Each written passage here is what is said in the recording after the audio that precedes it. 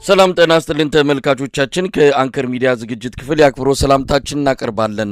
በጣም አስገራሚ ነው እንግዲህ የተመስገን ጥሩነህ ባህር ዳርና ጎንደር መመላለስ በራሱ ምን ትርጉም ሊሰጠው እንደሚችል ምን ተብሎ ሊገለጽ እንደሚችል አይታወቅም። በቅርቡ አብይ ሄዶ ይህን ሁሉ ግርግር ፈጥሮ ነው የተመለሰው። ከዛ በኋላ ምን የተለየ ነገር ተሰርቶ ነው ተመስገን ጥሩነህ አውሮፕላን እያስነሳ ይህን ሁሉ ሽማግሌ ይህን ሁሉ የሃይማኖት አባት ኪነት እያስጨፈረ ማርሽ ባንድ እያስመጣ በጣም አሳዛኝ ነገር ነው። የዚህን ሰውዬ የኋላ ታሪክ ብዙ የምናውቀው ነው። ማን እንደነበረ ምን እንደነበረ በምን አይነት መልኩ አሁን ያለበት ደረጃ እንደደረሰ በቅርበት የሚያውቁት የሰውየውን የማሰብ አቅም ሰውየው ማን እንደሆነ ከእውቀትና ከእውነት ጋር በተያያዘ ያለውን አቅም በደንብ የሚያውቁ ሰዎች እውነት ኢትዮጵያ ምን ያህል ብትረገም ነው እንደነዚህ አይነት ሰዎች እጅ ላይ ወደቀችው የሚል ከፍተኛ ቁጭት ውስጥ የሚገቡበት ሁኔታ ነው ያለው። ለማንኛውም አጠቃላይ የፋኖ ትግል በአሁን ሰዓት ምን ደረጃ ላይ ይገኛል? እንግዲህ ነገሮች በብዙ መልኩ አካባቢያዊ ተጽዕኖች፣ ቀጠናዊ ተጽዕኖች፣ አጠቃላይ ሁኔታዎች ነገሮችን ወዲና ወዲያ እየቀያየሩ ቢሆንም ፋኖ ራሱን አደራጅቶ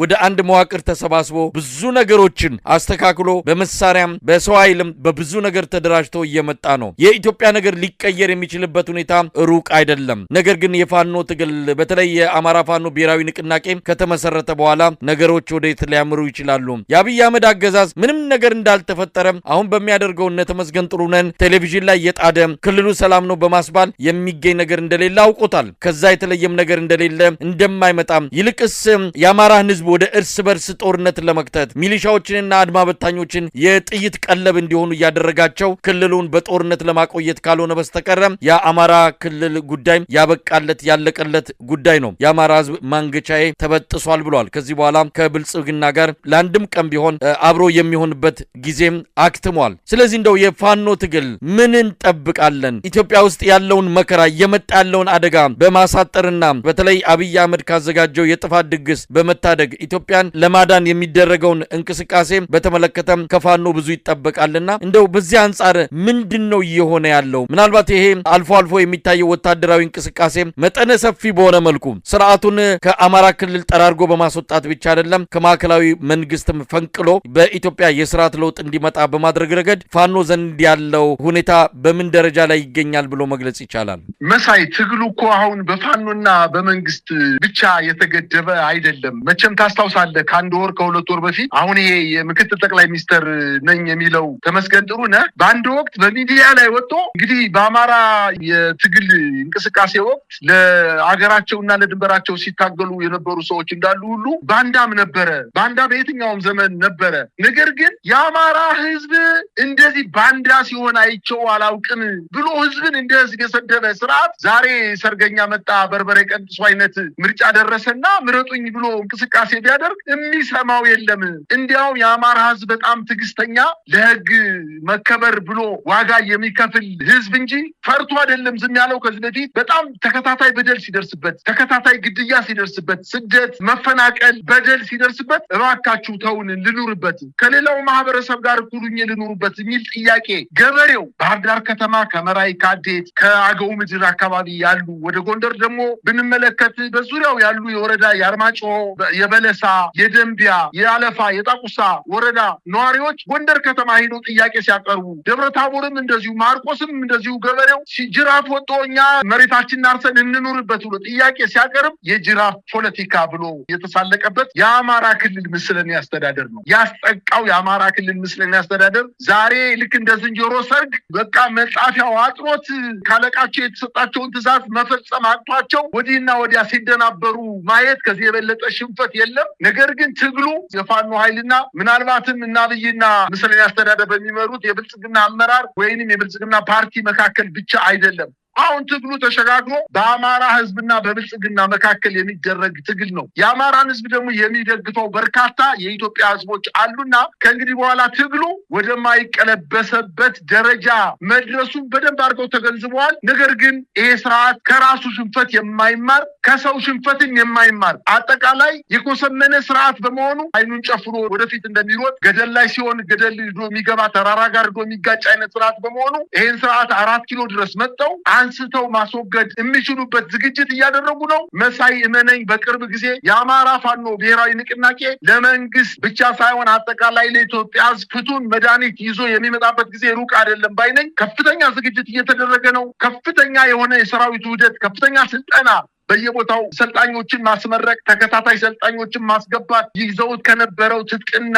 አጠቃላይ ስንቅ በላይ እየታጠቁ ራሳቸውን እያደራጁ የደረሱበት ደረጃ ላይ በመሆኑ በዚህ 2 ወርና 3 ወር ውስጥ አገዛዙን ከአማራ ክልል አስወጥተው ሩቅ አይደለም ባይነኝ። ነገር ግን የአገዛዙ ጦር እንግዲህ የሚሰማ ካለ ይስማ። በደርግ ጊዜ በጣት የሚቆጠሩ የመንግስት ባለስልጣኖች ናቸው ሄሊኮፕተር ወይም አውሮፕላን አንስተው ማምለጥ የቻሉት። አብዛኛው የደርግ ባለስልጣናት የኢህአዴግ ጦር አዲስ አበባ ከተማን ዙሪያ ከበውን ጠምጥሞ ይዞ ሳያንቀሳቀስ አዲስ አበባ ከተማ በየቤታቸው ተለቅመው እስር ቤት የገቡት ዕጣ ፈንታ እንደሚደርሳቸው ነው እኔ ማምነው። ነገር ግን ዛሬ እድሉ አላቸው። ከስርዓቱ ወጥተው የፋኖ ኃይሎችን ሌሎችን ይህን ስርዓት ከሚታገሉ ኃይሎች ጋር አብሮ በጋራ ካልቻሉ ደግሞ አርፈው ከቤታቸው ለቀው ከቤታቸው መቀመጥ መቻል እንዳለባቸው ከወዲሁ ሰልፋቸውን ማስተካከል እንዳለባቸው እንዲያው ለራሳቸው ለብልጽግና አመራሮችም እግረ መንገድ እንደው ምክር መስጠት ፈልጋለሁ። ድሉ ግን የማይቀር የፋኖ ኃይሎች አጋዥ ባይኖራቸው እንኳን የጎረቤት ክልሎች ማገዝ ባይችሉ የጎረቤት ሀገራት ማገዝ ባይችሉ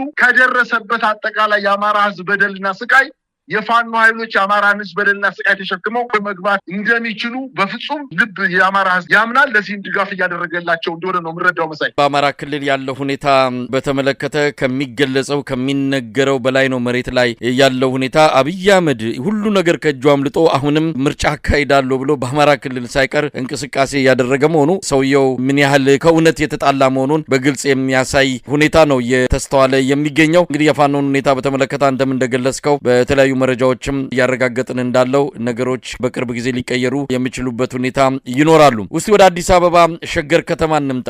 የምንሰማው ነገር በጣም የሚያሳዝን ነው። የኢትዮጵያ ህዝብ በመዋጮና በታክስ በግብር ከፍተኛ አደጋ ውስጥ ገብቷል። የኑሮ ውድነት በዚህ መቆሚያ መቀመጫ አሳጥቶታል። የአገዛዙ መዋጮና ታክስ ደግሞ ሲጥ አድርገው ይዘውታል። በየቀኑ አዳዲስ መዋጮ፣ በየቀኑ አዳዲስ የታክስ አይነት የግብር አይነት እየመጣ ሰው ህልውናው አደጋ ላይ ወድቆ ከፍተኛ ችግር ውስጥ እንደገባ ነው መረጃዎች የሚያመለክቱት። በኮየ ፈጬ ኮንዶሚኒየም ሸገር ከተማ የሚኖሩ ነዋሪዎች ምናልባትም ቤታቸውን እየሸጡ ንብረታቸውን ሸጠው ከአካባቢው ሊሰደዱ እንደሚችሉ ነው መሰረት ሚዲያ ያወጣው መረጃ የሚያመለክተው። የመዋጮ አይነት ብዛቱ እውነትም ለመስማት ራሱ እጅግ የሚያም ነው። ይሄ አገዛዝ የህዝብ ንቀቱ ልቦናውን ሁሉን ነገር ያሳወረውና ሀገርን ይዞ አብሮ ገደል ለመግባት እየተንደረደረ ያለ እንደሆነ ነው በግልጽ የሚታየው። ለማንኛውም ኮየ ፈጬ ነዋሪዎች ምንድን ነው እያሉ ያሉት? የመሰረት ሚዲያ ዘገባ ዝርዝር መረጃዎችን ይዞ ወጥቷል። መሳይ እንግዲህ እነዚህ አሁን የጠቀስካቸው አካባቢዎች በኦሮሚያ ክልል የሸገር ከተማ አስተዳደር ስር የሚገኙ የኮየ ፈጬና ቱሉ ዲምቱ የጋራ መኖሪያ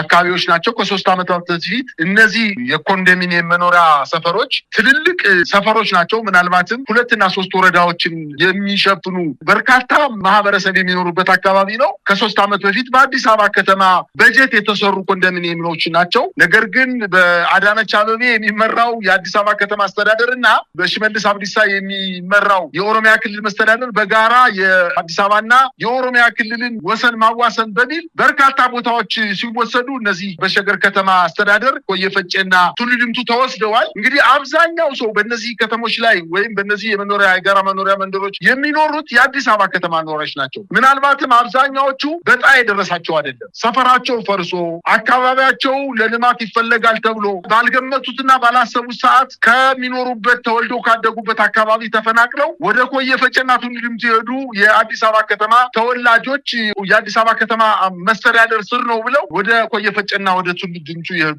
ነገር ግን ከ3 ዓመት በፊት ይህ ቦታ ወደ ኦሮሚያ ክልል ተወሰደ። በሁለቱ አመራሮች አማካኝነት ብቻ የተወሰደበት እነዚህ ሁለቱ መስተዳደሮች በሸፍጥ እነዚህን ቢወስዱትም የአዲስ አበባ ከተማ ብለው በሄዱበት ከ3 ዓመታት በኋላ ሌላ በጣም በርካታ ችግሮች የተከሰቱባቸው ይገኛሉ። ከመሀል ከተማ ቤታቸው ፈርሶባቸው የሄዱት እነዚህ ሰዎች ለሚኒሻ፣ ለቡሳ ጎንፋ ማህበር፣ ለኦሮሚያ ልማት ማህበር፣ ለብልጽግና የአባላት መዋጮ በየቤቱ እየተዞረ በየቀኑ አዳዲስ መዋጮዎች እየጠየቁ ነው። አሁን ከሰሞኑ ደግሞ የጣራና ግድግዳ በጣም ዝቅተኛ የጣራና ግድግዳ ክፍያ 3500 ብር ነው በቤት በየአመቱ የሚከፍሉት። ለኮብልስቶን መንገድ 2000 ብር ክፈሉ ተብለዋል። እንግዲህ ይሄ ቦታ መሳይ ከ10 እና ከ15 ዓመት በፊት የተሰራ ኮንዶሚኒየም በመሆኑ ኮብልስቶን አስፋልት የተነጠ የታጠፈለት አካባቢ ነው። ምንም አዲስ ግንባታ የማያስፈልገው ሆኖ ነገር ግን ለኮብልስቶን ግንባታ በእያንዳንዱ ቤት 2000 ብር እንዲከፍሉ እየተገደዱ ይገኛሉ። ለቤት ቀለም ማስቀቢያ እንግዲህ ሰውየው ቀለም አላማረኝም የድብልቅልቅ ያለ ቀለም በከተሞች ላይ መሆን የለበትም ብሎ በሌሊት የሚያልመውን ሁሉ ጠዋት ሲነጋ ወደ ተግባር የሚፈጽመው ጠቅላይ ሚኒስትሩ ግራጫ ቀለም አዲስ አበባ ከተማ ከዛ ውጪ ሌላ ቀለም እንዳይቀባ ባለው መሰረት በኦሮሚያ ክልልም እንግዲህ ግራጫ ቀለም ለመቅባት ህንጻዎችን ለቤት ቀለም መቀቢያ በእያንዳንዱ ቤት 10,000 ብር እንዲያዋጡ ታዘዋል። ለዞን ጽህፈት ቤት ማስገንቢያ 500 ብር፣ ለግቢ ውስጥ ቴራስ ማሰሪያ 500 ብር። ከሰሞኑ ደግሞ በእያንዳንዱ የቤት ማህበር 5 ወይም 6 ብሎኮች ወይም እስከ 9 ብሎኮች ሊደርሱ ይችላሉ። በእነዚህ ብሎኮች 17 የደህንነት ካሜራዎችን መግጠም አለባቸው በማለት በግዳጅ በርካታ ገንዘብ ተጠይቀዋል። እንግዲህ እነዚህ የኮንዶሚኒየም ማህበር ኗሪዎች አንደኛ በእያንዳንዱ መንደር በርካታ ዘበኞችን ቀጥረው ጥበቃ የሚያደርጉ መሆናቸውን፣ ሁለተኛ የደህንነት መጠበቂያ ካሜራዎች ይገጠምልን ብለው ጥያቄ ባላቀረቡበት ሁኔታ በእያንዳንዱ መንደር 17 የደህንነት ካሜራዎችን ግዴታ እንዲገጥሙ በመጠየቃቸው በግድኛ ገዝተን ካልገጠምንላችሁ ለዚህ ገንዘብ ደግሞ መዋጮ በግድ ካላዋጣችሁ ማለት ጉሮሯቸውን ይዘዋቸዋል። ከዚህ ሁሉ መዋጮ በላይ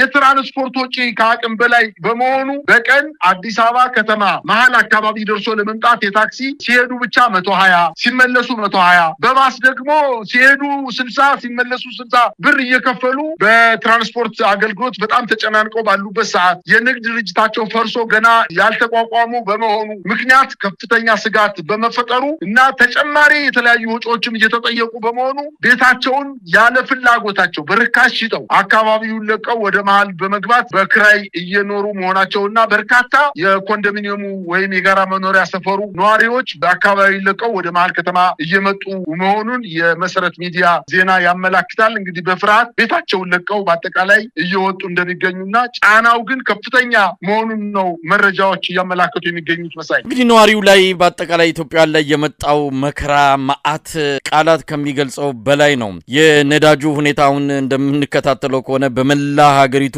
ሁሉ ነገር ቀጥ ሊል የሚችልበት ጊዜ ተቃርቧል ነው። በየከተማው የሚታየው የተሽከርካሪዎች የነዳጅ ሰልፍ በራሱ የሚነግረን ብዙ ነገር አለ። ይሄ ሁሉ ባለበት ሁኔታ አገሪቱ ወሳኝ የሆነ መፍትሄ በምትፈልግበት በዚህ ወቅት ላይ ነው እንግዲህ አብይ አህመድ ነገር ዓለሙን ሁሉ ትቶ አይኑን ጨፍኖ ፍሬኑን በጥሶ ምርጫ አካሄዳለሁ እያለ የሚገኘው። የኢትዮጵያ ሕዝብ ውሳኔ መወሰን ካለበት፣ የኢትዮጵያ ሕዝብ ከዚህ አገዛዝ መገላገል ካለበት ጊዜው በጣም እየረፈደ ይገኛል። ዛሬ ሳይሆን አሁኑኑ እርምጃ መውሰድ የሚገባበት ወቅት ላይ ነው ያለው። አገዛዙ መፍትሄ የሚሰጥ አይደለም። ኑሮ ተጫነብኝ፣ ነገሮች ከበዱኝ እያለ ህዝቡ ሮሮ ሲያሰማ የበለጠ ጫና የሚፈጥር የበለጠ ግብር የሚቆልል በመዋጮ ህዝቡን መከራ የሚያበላ አገዛዝ እንደሆነ ፍንትው ብሎ የታወቀ ጉዳይ ነው። ከዚህ አገዛዝ መከራ እንጂ መፍትሄ የሚገኝ አይደለም። ስለዚህ የኢትዮጵያ ህዝብ ውሳኔ በቶሎ መገኘት አለበት። የኢትዮጵያ ህዝብ የሚጠብቀው ምርጫ አይደለም፣ ሌላ መፍትሄ ነው። ያ መፍትሄ ደግሞ የአገዛዙን እጆች በመጠምዘዝ ወደ አጠቃላይ ድርድርና ውይይት በመምጣት የሚካሄድ መሆን አለበት። አገዛዙ እኔ ባሰመርኩት እኔ ባቀለምኩት ብቻ ነው ሁሉ ነገር የሚሆነው ብሎ አይኑን ጨፍኖ እየገሰገሰ ይገኛል። ይሄን ማስቆም የሚችለው የኢትዮጵያ ህዝብ ነው። ምጨምረው ከሌለ ጨርሰናል። መሳይ እንደው ከሰሞኑ በኢትዮጵያ ቴሌቪዥን አንድ የተላለፈ ዜና ነበረ። በአዲስ አበባ ከተማ ላይ የሰርጎ ገብ ጥቃት ሊፈጽሙ የሚችሉ ኃይሎች በጎጃም በኩል አዲስ አበባ ከተማ ሊገባ ሲል የተያዘ በርካታ ተኳሽና መሳሪያዎችን አግኝተናል። እንዲሁም በወሎ በኩል ለገጣፎ ላይ በርካታ ጥይቶችንና ቦምቦችን እንዲሁም ሽጉጦችንና ክላሾችን አግኝተናል በማለት የፌዴራል ፖሊስ ማስታወቂያ አስነግሯል ወይም መረጃውን በቴሌቪዥን አሰራጭቷል። ይሄም ያመለክተው አገዛዙ በአዲስ አበባ ከተማ ላይ ጅምላ ጭፍጨፋ ለማድረግ ከፍተኛ ዝግጅት እያደረገ እንደሆነ ምናልባትም ከወሎ ከትግራይ ወይንም እነሱ የሚሉት ከአማራ ክልል የተነሱ በሁለት አቅጣጫ ወደ አዲስ አበባ ከተማ ሲገባ የነበረ ተተኳሽና መሳሪያ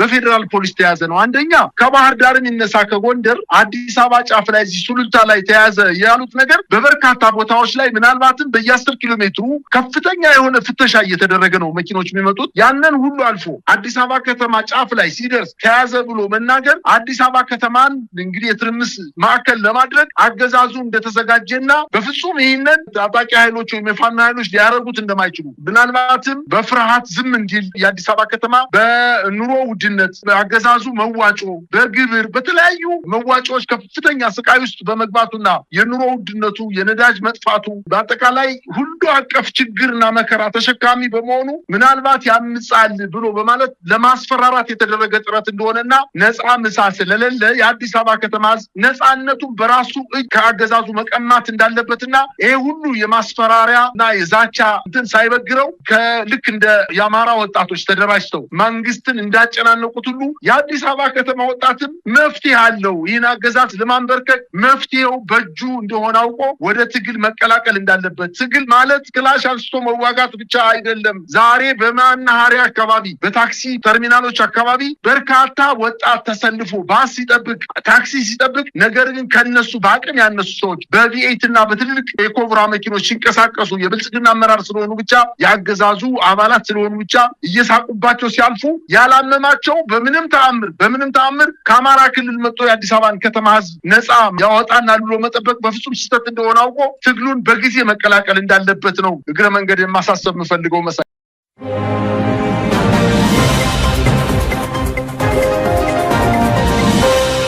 በጣም አመሰግናለሁ። አርበኛ ማርሸት ፀሐዩ የአማራ ፋኖ በጎጃም የህዝብ ግንኙነት ክፍል ኃላፊ። እንግዲህ ሰሞኑን በርካታ ክንውኖች አሉ። ከአውደ ውጊያዎች ባሻገርም ጥሪ አድርጋችሁ ወደ እናንተ እየመጡ ያሉ ያገዛዙ የተለያዩ የጸጥታ ኃይሎች የፖለቲካ አመራሮች እንዳሉ ነው እየሰማን ያለ ነው። እስቲ ከአውደ ውጊያዎች እንጀምርና ዛሬ ሰሞኑን ምን አለ በእናንተ ቀጠና? አመሰግናለሁ መሳይ። እንግዲህ አውደ ውጊያዎች በአማራ ፋኖ በጎጃም ቀጠና በየቀኑ እንደቀጠሉ ናቸው። ከትናንት ባሻገር በዛሬው ዕለትም እንደዚሁ በአማራ ፋኖ በጎጃም ሁለት ክፍለ ጦሮች ላይ በሁለት አውደ ውጊያ በጠላት ላይ ሰብአዊና ቁሳዊ ኪሳራ ማድረስ ተችሏል። እንግዲህ የማጥቃት አቅማችን እና ስልታችን ከጊዜ ወደ ጊዜ እየጨመረ በሰው ኃይልና በመሳሪያ ከጠላት በላቀ ሁኔታ አስተላለፍ ላይ እንገኛለን። ጥሩ ቁመና ላይ እንገኛለን። በአምስተኛ ክፍለ ጦር አየሁ ጓጉሳ ተባለ ቦታ ላይ ዛሬ ከፍተኛ ገድል ተሰርቷል። ጠላትን ሙትና ቁስለኛ ማረክ ተችሏል። እንደዚሁም በሶስተኛ ጎጃም አገው ምድር ክፍለ ጦር አቤ ጉበኛ ብርጌድ በዛሬው ዕለት ባደረገው ማጥቃት ጠላትን እንደዚሁ አቅዶት የነበረው ጉዞ ከማስተጓጎል ባሻገር ጠላትን ሙትና ቁስለኛ ማረክ ተችሏል። በዛሬው ዕለት በሁለት ቦታዎች ላይ እንግዲህ ማርሻል፣ ሌላው በእናንተ በኩል የተደረገ ጥሪ አለ። እስቲ ጥሪው ምንድን ነው? በእስካሁንስ ምን የታየ ለውጥ አለ? ምናልባትም ያገዛዙን የተለያዩ መዋቅሮች የማዳከም እንቅስቃሴን የተመለከተ ጥሪን ያቀረባችሁትና ምን ይመስላል? እንግዲህ እኛ ጥሪ ያደረግነው መጀመሪያ ከስርዓቱ ሰዎች በመጣ ግብዣ መሰረት ነው። ከፌዴራል እስከ ባህር ዳርና ወረዳ ድረስ ያሉ በጸጥታውም በፖለቲካውም ዘርፍ ያሉ የብልጽግና ሰዎች ለኛ ጥሪ በውስጥ ጥሪ ሲያቀርቡ ነው የሰነበቱት። ጥሪው ምንድነው? ብልጽግና እየፈራረሰ በመሆኑ እርስ በርስ መተማመን ስላቃተንና እንደ መንግስት መቀጠል ስለማይችል ብልጽግና ከእንግዲህ ተቀበሉን፣ በአማራነታችን ተቀበሉንና እንምጣ የሚል ጥሪ ነው በውስጥ መልእክት የሚያስተላልፉልን። እኛም ጥሪያቸውን እየተቀበልን ጥናት ለማድረግ ሞክረን ነበረ። የእውነትም የጸጥታ ኃይሉና የፖለቲካ ኃይሉ በተናጥል እየመጣ የሚያስተጋባው ድምፅና የሚያቀርበው ጥሪና ተማጽኖ ትክክለኛ መሆኑን ተገንዝበን ለዚህም በአርበኛ ዘመነ ካሴ በኩል ጥሪ እንዲተላለፍ አድርገናል እና ይሄ ጥሪ ምንድን ነው? ከወረዳ አመራር ጀምሮ በጸጥታና በፖለቲካ ዘርፎ ያሉ እስከ ፌዴራል ድረስ ያሉ የአማራ ተወላጅ የሆኑ የብልጽግና ሰዎችን መሰረት ያደረገ ነው። በዚህም ምክንያት ከፍተኛ ቁጥር ያለው የሰራዊት አመራር፣ የጸጥታ ኃይል አመራር እና የፖለቲካ አመራር ወደኛ ለመቀላቀል ዝግጅት እያደረገ ሁኔታውን እያመቻቸ ቅድመ ሁኔታውን እያሟላ ነው የሚገኘው።